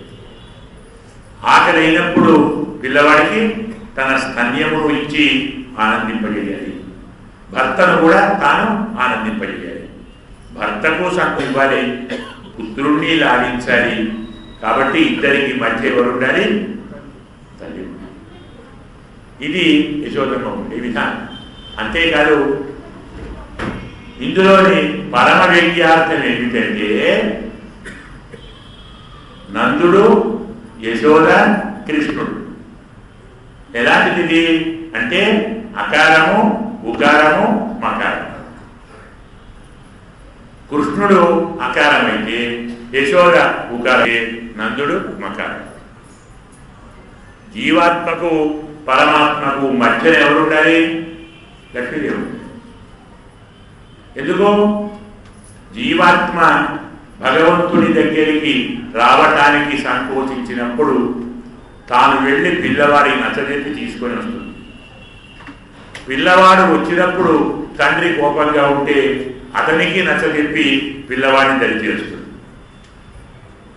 తండ్రి కోపాన్ని తగ్గించాలి, పిల్లవాడి మూర్ఖత్వాన్ని తొలగించాలి. నీ నాన్నరా నిన్ను కోపడతాడా? నువ్వు కోపంగా ఉంటాడా? తప్పుడు చేస్తున్నావు, కొంచెం ఏదో అలక వహించాడు, ఎప్పుడు వస్తారా అని చూస్తున్నాడు, బిగ్గంగా ఉన్నాడు. ఒకసారి నిలబడు, పోయి దండం పెట్టు, ఆయన తీసుకుంటాడు. వస్తే బాగుండదు, అమరుందిరా పైకే అంటున్నాడు. ఉత్త విలువేది, పోయి దండం పెట్టి నేను ఉన్నాను కదా, నేను పక్కనే ఉంటాను, నేను చూడు నువ్వురా. నన్ను అడిగాడు రా, నాతో పిల్లవాడు ఇంకా రాలేదా? మరి రాడా? ఎప్పుడు ఇచ్చేనా అడుగుతున్నాడు రా, నీతో అలా అంటున్నాడు, నన్ను అడిగాడు రా అని పిల్లవాడికి చెప్తాడు. స్వామి వాడలా ఉన్నాడు, కానీ ఎప్పుడు వద్దామా, ఎప్పుడు దండం పెడదామా, ఎప్పుడు నాన్న చూద్దామా, ఎప్పుడు నాన్నతో మాట్లాడదామా, నాన్న నన్ను కరుణిస్తాడా, ఆయన కోపడడు కదా, నన్ను క్షమిస్తాడా అని ఎప్పుడు అడుగుతున్నాడండి. సరే రమ్మనండి, వచ్చి కాడని వాళ్తాడు. మీరు కోపం ఏమవుతు, ఏమనండి దా అన్నాడంతే. నువ్వు అన్నా చేతితో జానండి చాలు, ఇలా అంటే వచ్చి కాడు ఒకలా పిలవండి నాకు పడే వస్తాడు. ఇలా భర్తకు చెప్తుంది, అలా పుత్రుడికి చెప్తుంది. అకారానికి మకారానికి పూడ్చే ఉకారంలాగా నందుడికి కృష్ణుడికి మధ్యన యశోదమ్మ ఉంది. మనకు తిరుమంత్రార్థంలో ఇదే మాట చెప్తారు.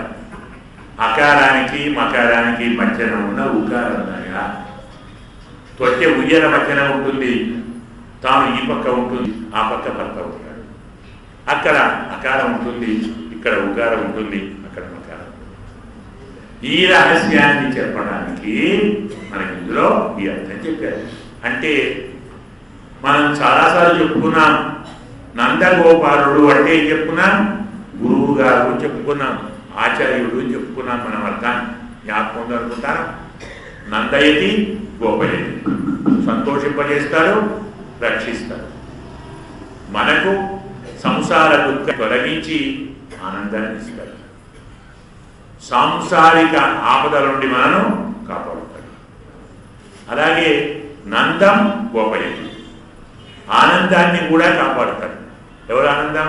పరమాత్మ. ఎలాగైతే మనను కాపాడుతాడో పరమాత్మను కూడా కాపాడుతాడు.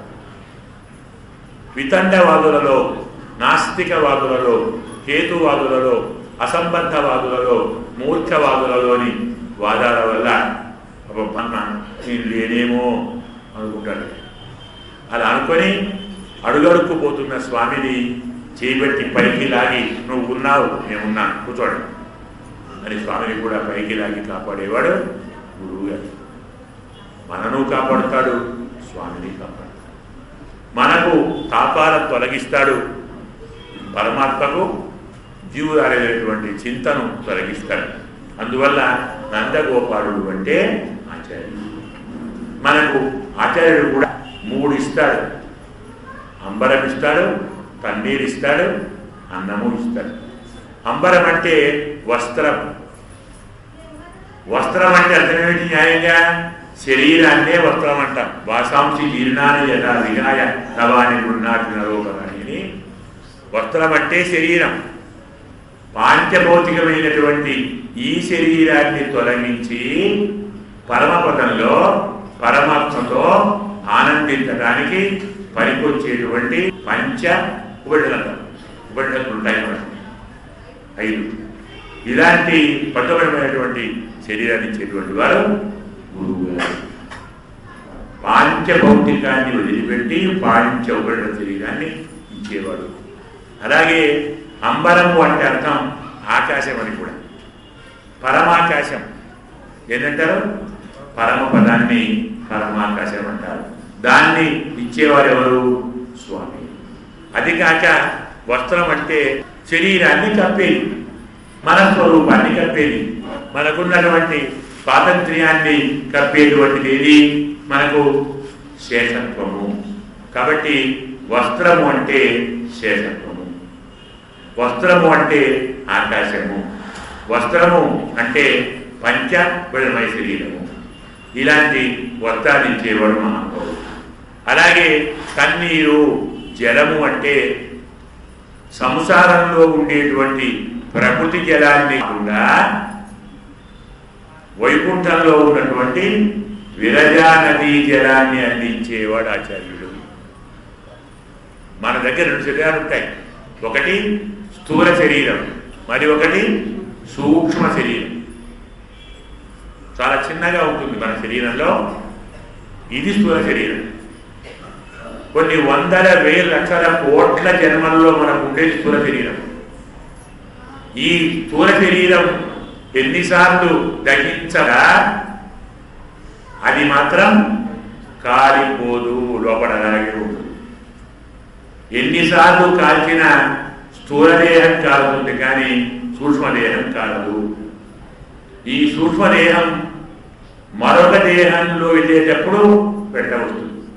అంటే మనము చేసిన అన్ని కర్మల వల్ల కలిగే సంస్కారాలు ఉన్నాయే, అవన్నీ సూక్ష్మదేహంలో నిక్షిప్తమై ఉంటాయి. ఇప్పటి భాషలో బాగా అర్థం కావాలంటే మీ కంప్యూటర్ భాషలో మెమరీ చిప్ అంటారు. ఒక మెమరీ చిప్ తీసి ఇంకో కంప్యూటర్లో వేస్తే ఇవన్నీ అందులోకి వస్తాయి కదా. మళ్ళీ అది పాడైపోయింది అతి ఇంకో దాంట్లో వేస్తే అవి అందులోకి వస్తాయి. అలాగే ఈ శరీరంతో ఉన్నప్పుడు మనం చేసిన అన్ని పనులు, వాటి అన్ని అనుభూతులు, అన్ని సంస్కారాలు, అన్ని ఆలోచనలు అందులో రికార్డ్ అయి ఉంటాయి. ఈ ఆత్మ మనస్సు ఉంది కదా, మనస్సుతో ఈ లింక్ అయి ఉంటుంది. ఈ ఆత్మ మళ్ళీ ఏ శరీరంలోకి వెళుతుందో అందులకు ఈ సూక్ష్మ శరీరం, ఈ మనస్సు, ఈ బుద్ధి, ఈ సంస్కారం, ఈ అనుభూతి అన్ని వెళ్తాయి. ఆ సూక్ష్మ శరీరం కూడా నశించినప్పుడే ముక్తి. అది ఎప్పుడు పోతుంది? వైకుంఠానికి వెళ్ళి విరజా నదిలో స్నానం చేసినప్పుడు మాత్రమే సూక్ష్మ శరీరం పడుతుంది. కాబట్టి అలాంటి విరజా నది జలాన్ని ఇచ్చేటువంటి వాడు ఆచార్యుడు. మనందరికీ బాగా అర్థం కావాలంటే శ్రీపాఠ్యం ఉంది కదా, అది జలమే కదా, అది ఇచ్చేటువంటి వాడు ఆచార్యుడు. ఇవన్నీ కాక జలం అంటే మన శరీరానికి ఉన్నటువంటి మురికిని పోగొట్టేది.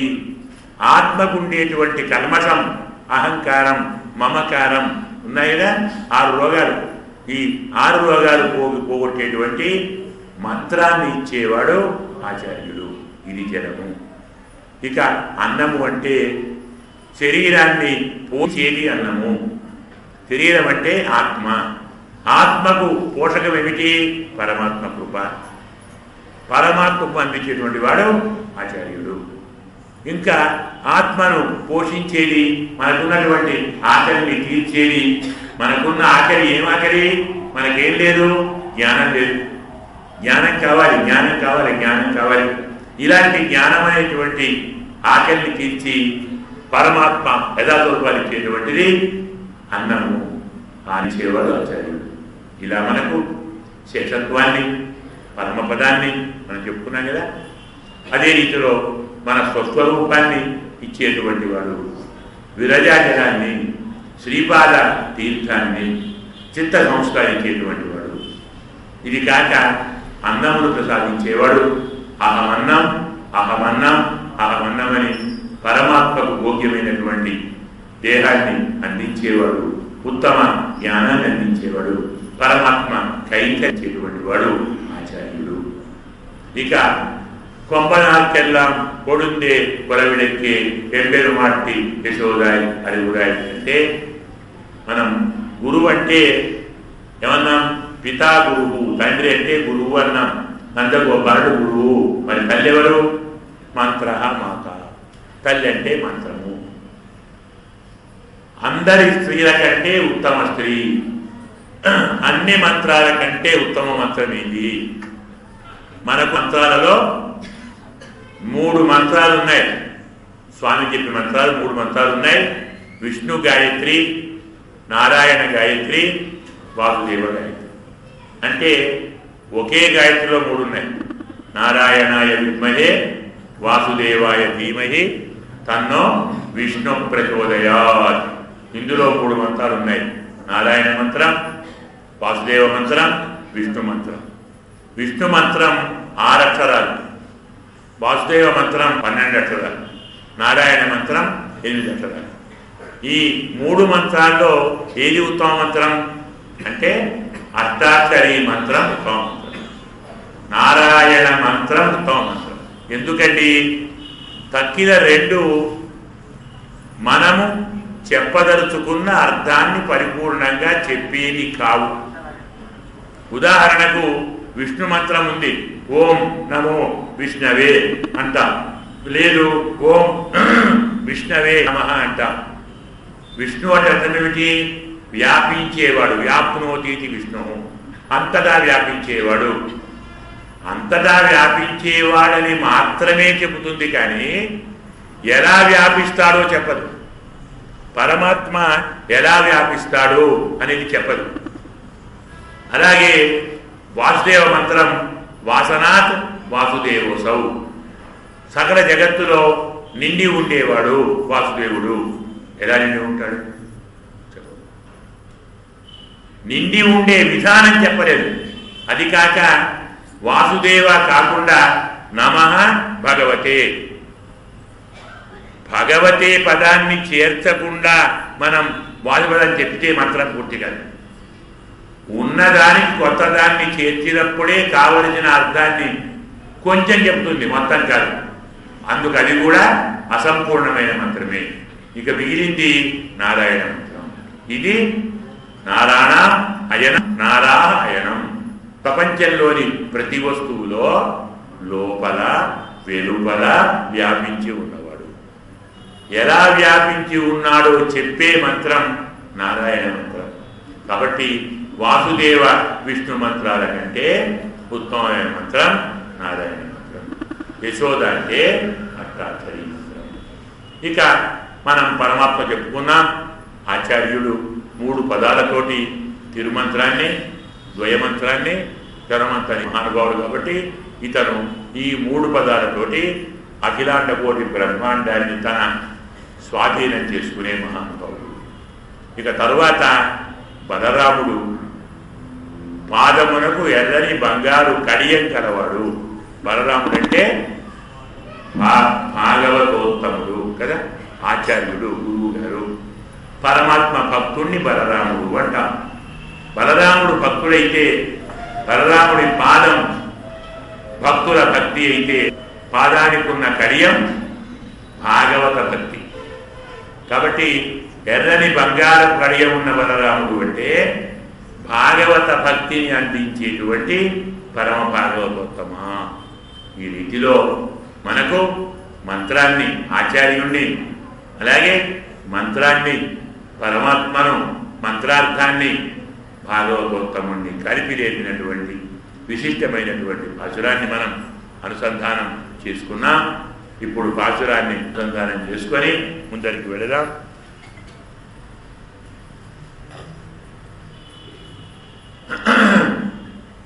అంబరమే தண்ணீரே சோரே அறம் செய்யும் எம்பெருமான் நந்தகோபாலா எழுந்திராய் கொம்பனார்க்கெல்லாம் கொழுந்தே குலவிளக்கே எம்பெருமாட்டி யசோதாய் அறிவுராய் அம்பரம் ஊடு அறுத்து ஓங்கி உலகளந்தான் கும்பர் கோமானே உறங்காது எழுந்திராய் செம்பொன் கடலடி செல்வா பரதேவா உம்பியும் நீயும் உறங்கே தோரெம்பாவாய்.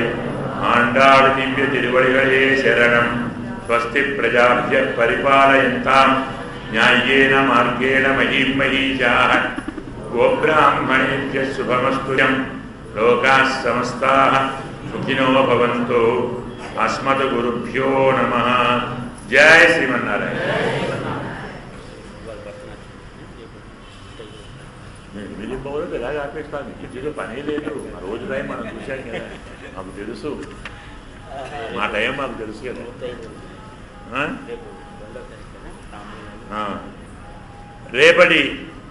రేపటి పాశురం ఉందు మొదలెడతా అంటాం. అంటే అమ్మవారి పాశురం.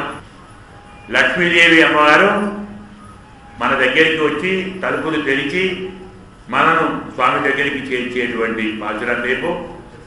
అమ్మవారి సంతోషం కోసం వచ్చినటువంటి తల్లులందరూ ఉన్నారు, మహిళామణులు. వారందరికీ సౌభాగ్యవతులకు ఆండాడి నిలయం వారు కుంకుమ, గాజులు, తాంబూలాలు ఇవన్నీ ప్రసాదంగా అందజేస్తారు. ఇది రేపటి కార్యక్రమంగా ముందు ప్రకటిస్తున్నాం.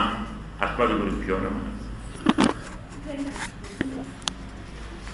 హారతి ఇస్తారు కదా, హారతి అమ్మా అయినాక ఇస్తారా? హారతి చేసుకుని చేయకపోతుంది, మళ్ళీ అప్పటి దాకా కాపాలి.